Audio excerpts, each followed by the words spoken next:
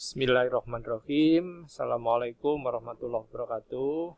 Kita lanjut lagi kuliah pengantar teknologi informasi. Sampai pada sesi ke-7 ya, sistem operasi. Jadi ini sudah masuk ke software ya. Jadi kalau kemarin kita lebih fokus ke hardware, kita masuk sekarang ke software, yaitu sistem operasi.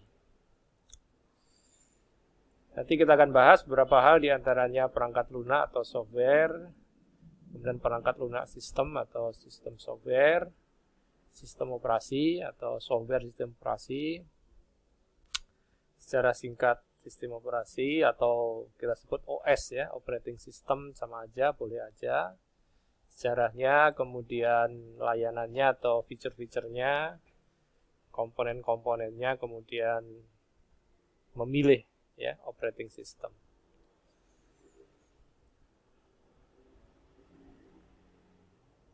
Software merupakan kumpulan dari program-program yang digunakan untuk menjalankan komputer. Jadi komputer itu kan hardware, perlu software. Jadi kalau komputer atau PC itu harddisknya masih kosong, ya nggak bisa jalan. Ya udah gitu aja, tidak bisa menampilkan apa-apa yang bisa dimunculkan di layar. Tanpa software, komputer tidak dapat melaksanakan fungsinya. Fungsi utamanya apa komputer? Memproses. Ya. Memproses. Jadi ada input, ada proses, ada output. Nah, kalau kita ke belakang, ini kaitannya dengan sejarah generasi-generasi komputer yang ada pada tahun 60-an ya, dari awal sampai sekarang ya. Kemudian dikaitkan dengan support printer, hard disk ya, dan seterusnya, itu satu kesatuan ya. Dan itu semua wajib atau harus ada namanya sistem operasi. Jadi kalau kita lihat definisinya, sistem operasi.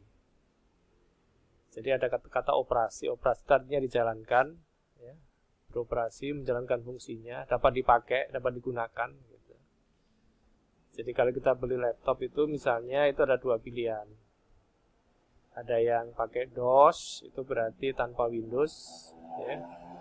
Tapi ada juga yang sudah terinstall Windows, sistem operasi Windows original, ya, termasuk juga yang Mac ya, MacBook atau Apple. Software adalah kumpulan dari program-program yang digunakan untuk menjalankan aplikasi tertentu pada komputer. Jadi ada kata tertentu. Tertentu artinya berdasarkan fungsinya. Ya. Jadi yang pertama adalah sistem operasi. Yang nanti kita perdalam ini ya. Fungsi utamanya adalah memonitor dan mengendalikan. Jadi kata memonitor artinya apa-apa yang kita berikan perintah kepada komputer itu akan muncul di layar. Ya, monitor. Mengendalikan, kita kerjasama dengan keyboard, kerjasama dengan mouse. Ya. Kemudian yang kedua, communication software. Software komunikasi memungkinkan dan mempermudah pemakai komputer untuk memindahkan data. Ada memindahkan data secara digital. Contoh, di Windows Explorer itu ada namanya perintah copy ya, copy paste ya. Copy paste itu dari mana ke mana ya, bisa dari flash disk ke SSD, bisa SSD ke hard disk eksternal ya, dan seterusnya. Atau bahkan juga bisa juga di-copy ke namanya apa? Cloud. Nah, ini ada OneDrive Cloud. Jadi kalau kita punya simpanan cloud computing ya, cloud data kita simpan di cloud, itu ada kita punya OneDrive salah satunya. Ada boleh juga Google Drive gitu ya, dan sejenisnya. Kalau nggak salah pernah dibahas dulu ya dalam storage ya, dalam storage. Yang ketiga adalah device driver. Saya garis bawahi, device artinya perangkat keras biasanya. Driver artinya software yang memungkinkan komputer itu bisa ngeprint ya, bisa digunakan dalam sistem komputer tersebut. Jadi Anda beli printer baru misalnya, maka harus Anda cari drivernya. Jadi file driver itu harus dicari biasanya di website di mana produk printer kita berada. Terus diinstal, baru bisa digunakan. Ya. Jadi kalau printer itu biasanya disimpannya di device manager. Nah, kita lihat printer ya. Nah, komputer saya ini ada nggak printernya ya? Karena jarang saya pakai untuk ngeprint. Ternyata tidak ada ya. Printer, ya tidak saya install ya, karena saya jarang pakai untuk ngeprint. Tapi yang pasti nanti bisa dicari di device manager ya. Termasuk di sini utility. Ya, utility itu dipakai untuk support, menunjang, mempermudah ya. Mempermudah. Jadi kalau zaman dulu ada namanya antivirus ya. Antivirus masuknya ke sini kayaknya, device ya, utility. Ada lagi namanya software development. Ya, saya garis bawahi development aja. Kata development artinya membangun aplikasi. Bahasa IT-nya adalah interpreter and compiler. Makanya di STIMIK itu ada mata kuliah namanya teknik kompilasi. Itu membahas tentang bagaimana strategi untuk membangun sebuah compiler interpreter. Kalau zaman dulu sebelum era running software, running aplikasi secara langsung, kita menggunakan namanya interpreter dan compiler. Jadi kalau zaman sekarang kan Anda bikin pemrograman ya, di mana di Delphi atau di Visual Basic atau apa gitu ya, langsung kan di run gitu aja ya, run atau compile, satu klik gitu, satu kali klik. Tapi kalau zaman dulu beberapa tahap itu ya, saya masih ingat waktu zaman pakai Clipper ya, tahun berapa itu. Nah, software development software artinya software yang dipakai untuk membuat aplikasi. Jadi di sini ada tulisan 2 kali ya, harusnya application development software, mungkin ya lebih pasnya gitu ya. Nah, utility. Di atas tadi udah ada utility ya. Nah, tapi ini utility untuk device, lebih ke perangkat keras. Kali ini utility untuk, nah ini saya catatkan tadi ya, untuk mendeteksi virus. Ini sifatnya adalah support ya, support tidak wajib. Tapi karena gini, kadang ada yang saya mau masang utility software, ada yang enggak. Alasannya satu, jadi lambat, ya, runningnya jadi lambat.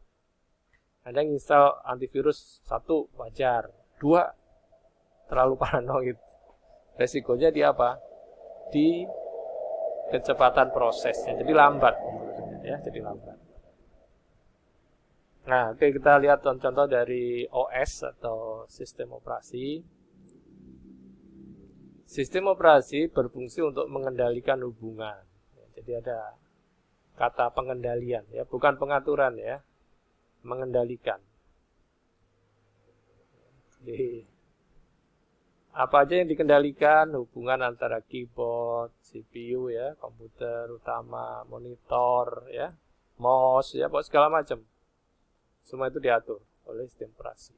Jadi sistem operasi harus ada di sebuah sistem komputer atau PC atau laptop. Ini berbagai macam sistem operasi yang mungkin Untuk generasi zaman now mungkin tidak pada tahu ya, karena ini versi lama ya.